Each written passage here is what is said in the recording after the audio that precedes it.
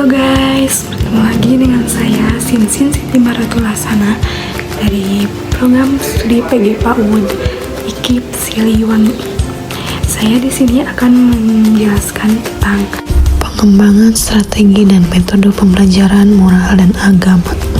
Strategi pembelajaran pada dasarnya adalah suatu perangkat materi atau prosedur pembelajaran yang digunakan secara bersama-sama untuk menimbulkan hasil belajar yang efektif dan efisien pada peserta didik atau siswa.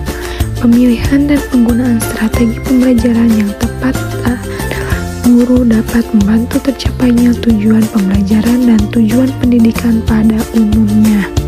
Dan adapun metodenya, yaitu memilih metode pembelajaran juga perlu dilakukan sesuai dengan kebutuhan dan keahlian maupun karakteristik dari seorang anak. Karena terkadang tidak semua anak bisa diajarkan dengan metode yang sama, sehingga diperlukannya pemilihan metode yang tepat sebagai suatu strategi dalam mengembangkan aspek perkembangan moral dan agama untuk anak. Dan di sini adapun metode pembelajaran yang digunakan dalam mengembangkan aspek perkembangan moral dan agama anak usia dini.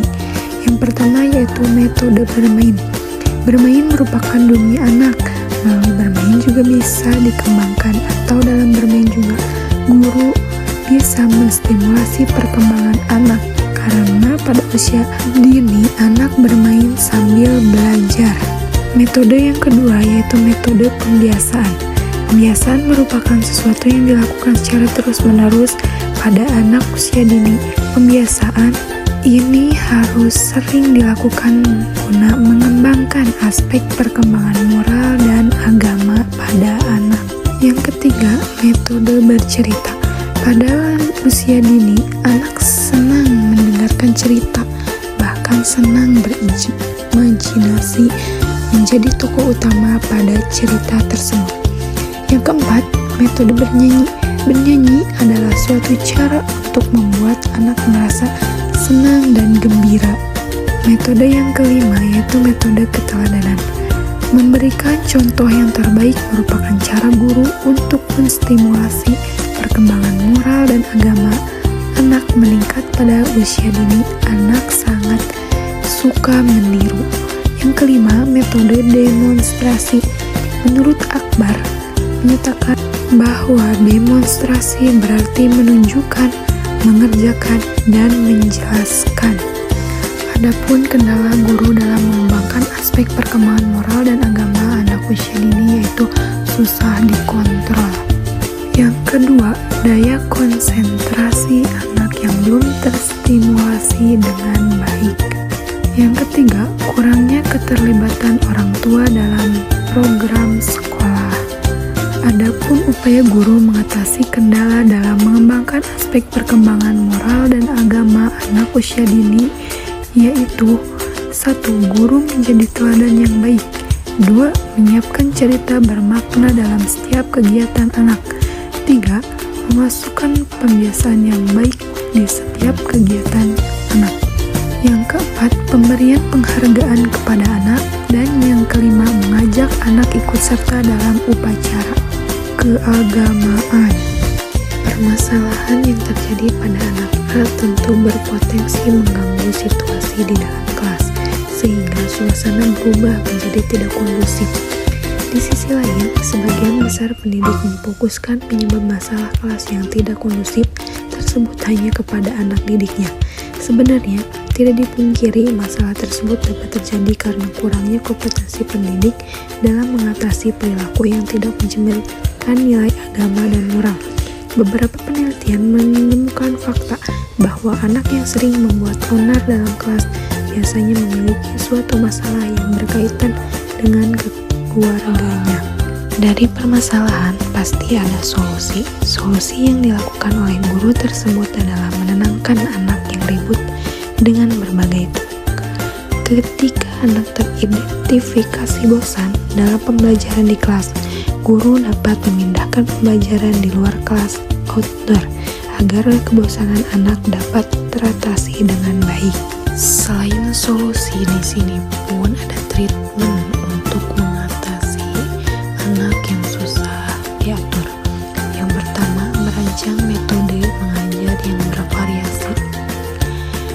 Dengan membekali diri dengan berbagai metode mengajar, guru tidak perlu risau lagi terhadap siswa yang nakal dan suka mengganggu pada teman saat kegiatan belajar.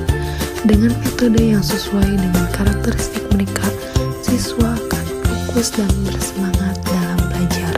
Yang kedua, membuat kesepakatan kelas yang jelas dan ditaati. Mengatasi siswa yang ribut saat belajar dapat dilakukan dengan membuat kesepakatan yang jelas bersama dengan siswa. Jika kesepakatan sudah dibuat, guru harus konsisten dan menunjukkan pada siswa bahwa kesepakatan harus dipatuhi oleh semua siswa dan juga guru. Biasanya, kesepakatan dibuat di awal pembelajaran. Ajak siswa berdiskusi kesepakatan apa yang harus dibuat supaya kelas berjalan dengan lancar, dan konsekuensi apa yang akan didapatkan jika melanggar kesepakatan yang telah dibuat oleh semua warga di kelas. Melibatkan siswa dalam menetapkan kesepakatan atau peraturan akan membuat siswa lebih bertanggung jawab. Yang ketiga, beri peringatan dengan halus atau secara non-verbal saja. Guru pasti merasa terganggu saat siswa gaduh saat proses belajar. Hal penting yang harus guru ingat adalah jangan sekali-sekali mengingatkan siswa dengan menaikkan suara.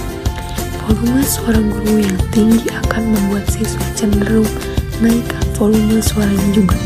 Selain itu, berteriak akan sangat menguras energi dan juga emosi.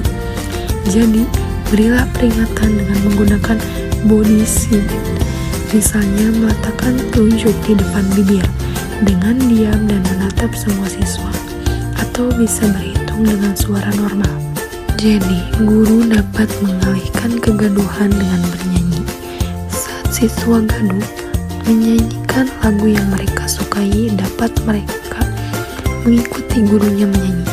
Setelah itu, guru dapat mengajak siswa untuk kembali fokus pada pembelajaran.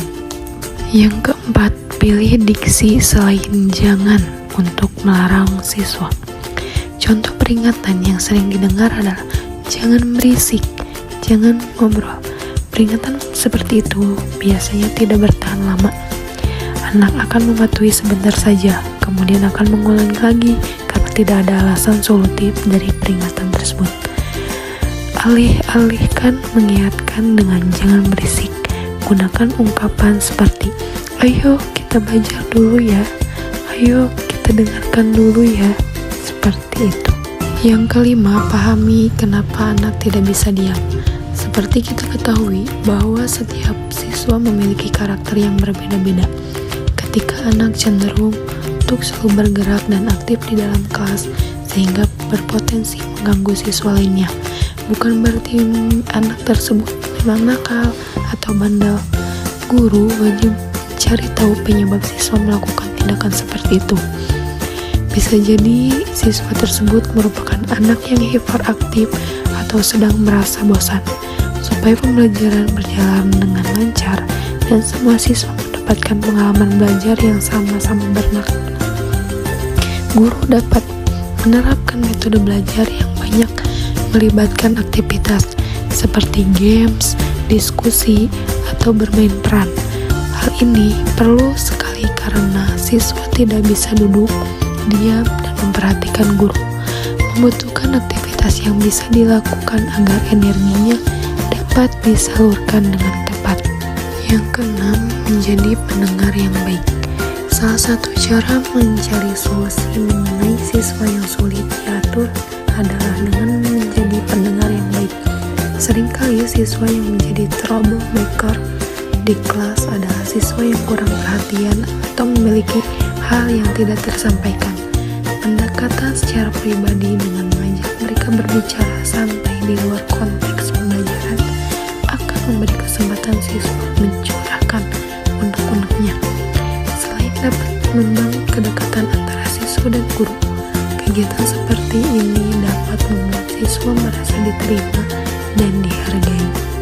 Yang ketujuh, berkomunikasi dengan orang tua.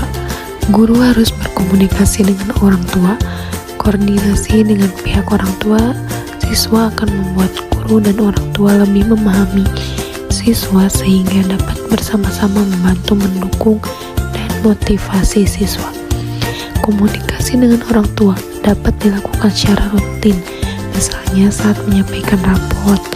Di luar jadwal komunikasi rutin, seperti telah disebutkan sebelumnya, guru harus selalu menjaga komunikasi baik dengan orang tua siswa.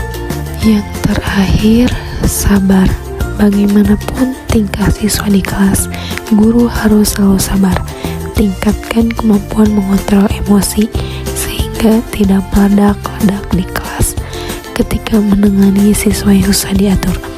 Dengan manajemen emosi yang baik, guru akan dapat berpikir jernih dan dapat bertindak dengan tepat. Dan di sini ada video rutinitas anak berdoa sambil makan.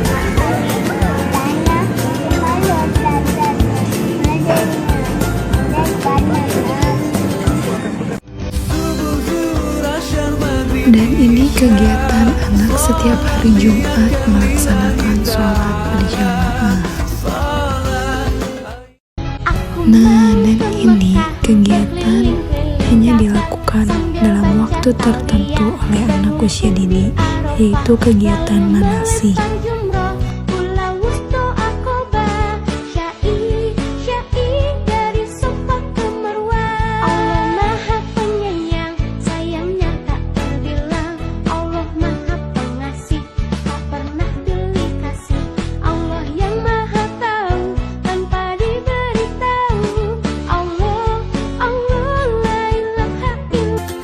Sekian penjelasan video dari saya.